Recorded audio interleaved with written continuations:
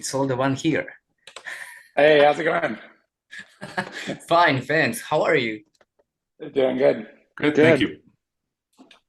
Okay, well, my name is Daniel. Let's start with this conversation, right? Sure. Well, what memories do you have from Peru? Uh, I actually, it's funny. My lock screen on my phone is a picture I took in Lima, Wow, which is let me see if I can get it. It's like this guy hang gliding on this cliff. that part Oh of the yeah. city, that part of the city is called Costa Verde. Yeah, yeah. It was so beautiful. The promoters who took care of us, we were only went to Lima once. They took us out to eat at this amazing seafood restaurant over there that was like mind blowing, and it was just so beautiful on the coast there. And then the show, you guys can share some memories. Yeah.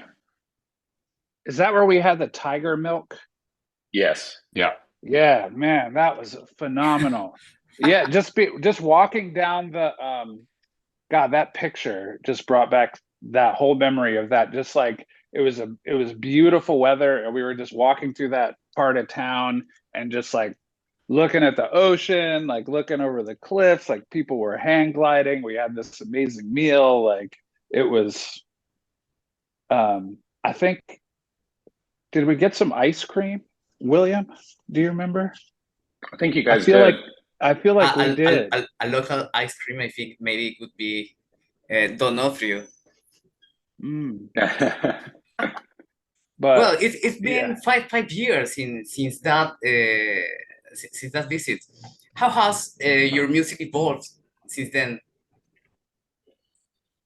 uh, I don't know. I mean, we're always just I feel like we kind of paint with the same palette, you know. I think individually we're finding new sounds. We're going through it's more like the individual change, you know, the change in ourselves, maturing, going through changes in our lives. I mean, the way the pandemic affected the whole world, it makes you kind of realize what you've taken for granted and yeah, reprioritize what's important to you. I think that's something that we all went through. Um, and then, yeah, there's always just the constant push to, you know, make the next record sound better than the last record. Like, push yourself Yeah. further, work on the dynamics more, work on, like, are we sure that this is as far as we can take this song? Those kinds of things. Because you can go on forever. You know, you can perfect things till infinity, or try to perfect them, or uh, or give up too soon. I think we really worked these songs. I think as musicians, we worked these songs harder than we've ever worked a group of Wow. songs within the studio, and I think it shows. In the dynamics within each track, and the warmth of the sounds, and yeah, yeah, just really proud of it. Yeah, that's interesting. William, what inspired the name of the new album? People who aren't there anymore. We looked at we had a huge list of possible album titles, and we it was really hard for us to agree on a title. And when we started looking at the artwork from by Bidalo, who is she's the artist who did the cover for People Who Aren't There Anymore. Um, I believe I believe the piece that we chose initially was called "People Who Aren't There Anymore," but we ended up choosing a different painting of hers. But we said to each other, that's a really good title, though. I wonder if she would let us use that title. And she was totally cool with us using both the painting and the title from the other painting. Um, but I think it just spoke to the loss that we have felt as a band, but also collectively. on the planet. I mean, loss is a change is inevitable. Change is the only constant, and there's people that we've lost in our lives, but also there's the concept that or the idea that we aren't the people that we used to be. We're not the same people Yeah, anymore. We're great. the people. So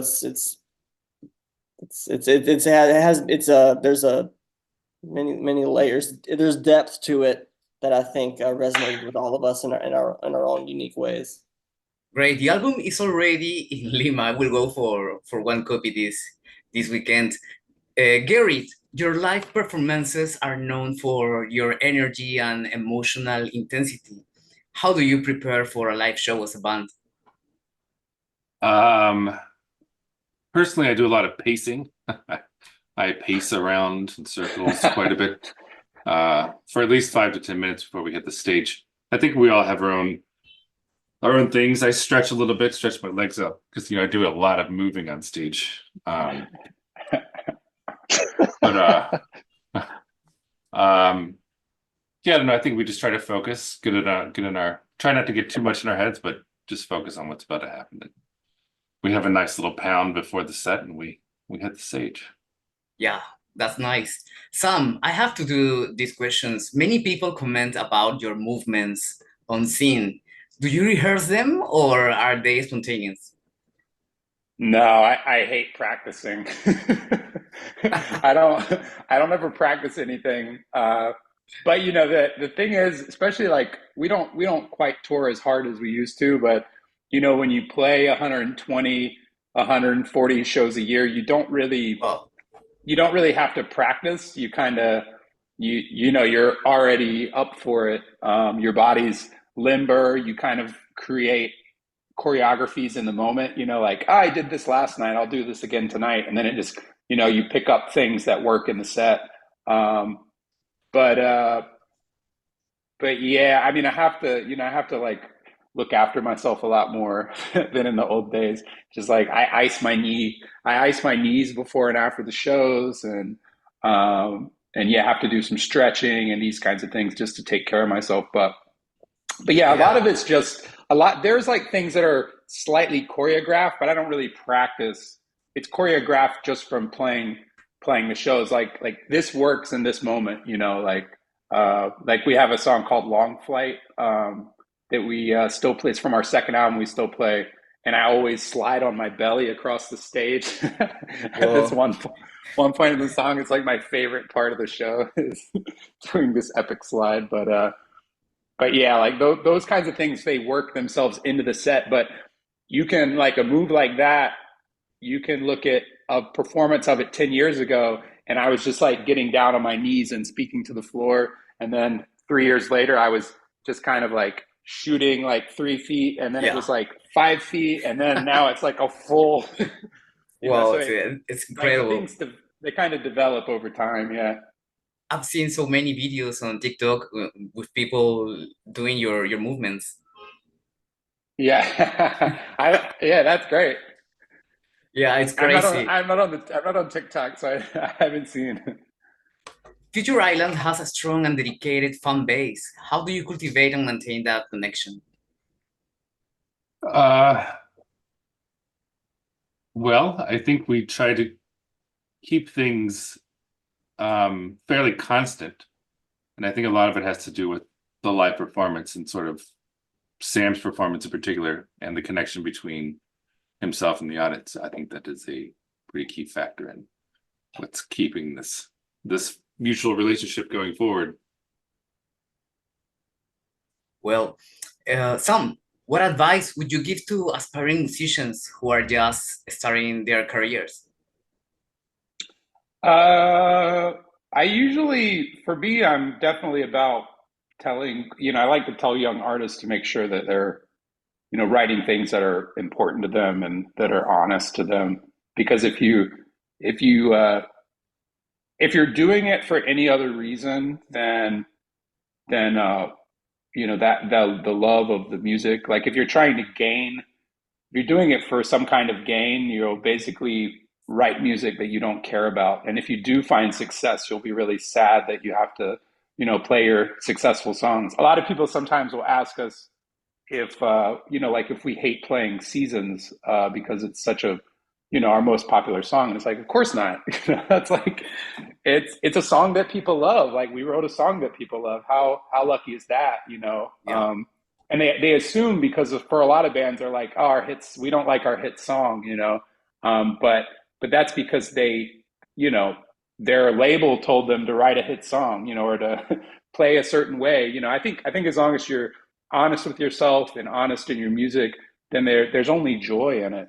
And if you're not doing it for joy or for the creative expression, then there's not, well, I mean, there's still something to gain if that's what you're out for. I just believe in the artistry. I've seen a lot of people give up because it's too hard. So start early and figure it out. Start early and figure out if it's too hard, because you don't want to be 30 and be like, I got to quit my band and figure out what life is. Nice answer. This question is for all of you. What was the last concert that you have attended, but as a fan?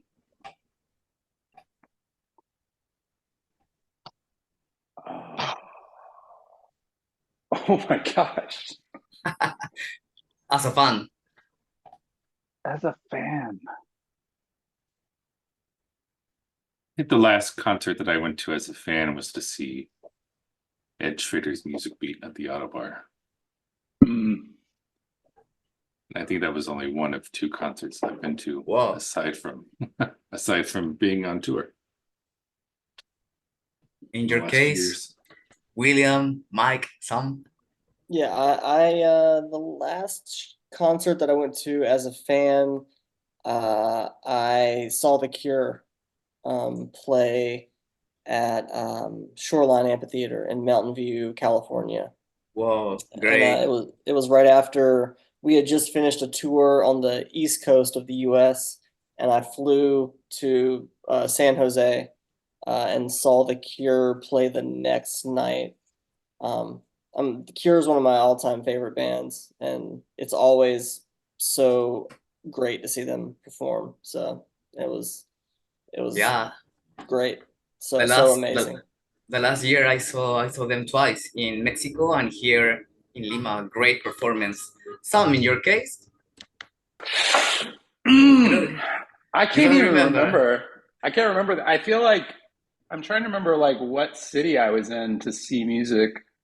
Oh, I saw. Well, that's cheating. I went to a show. I Where? went to I went to see Billy Woods and Kenny Siegel play in London, but I was actually on the bill too. So, but I would have gone. But I saw this other band. I became a new fan who was a 4AD. They were a 4AD band in London called the Golden Dregs that I went to see about not quite a year ago, maybe 7-8 months ago, and they were Great. amazing. I was Great. blown away. Yeah, I I will was blown listen away then. by them. Yeah, check out their last record on 4AD. It was so good. It's beautiful. Nice. Now, Mike. I think the last concert that I was like, I'm gonna go to a concert was the Flaming Lips at the Anthem in DC. Wow. Like Well, 2 years ago or something. Oh, Mike, we saw Paul McCartney together.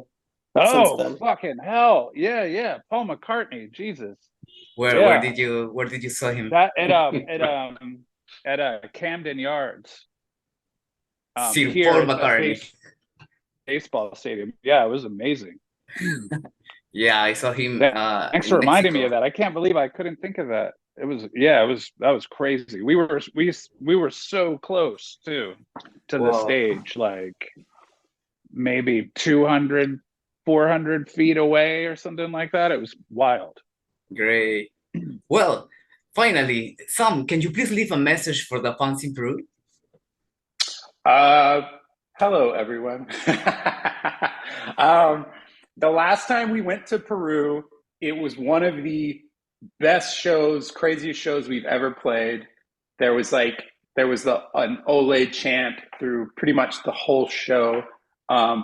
You brought us so much heart. We have not forgotten.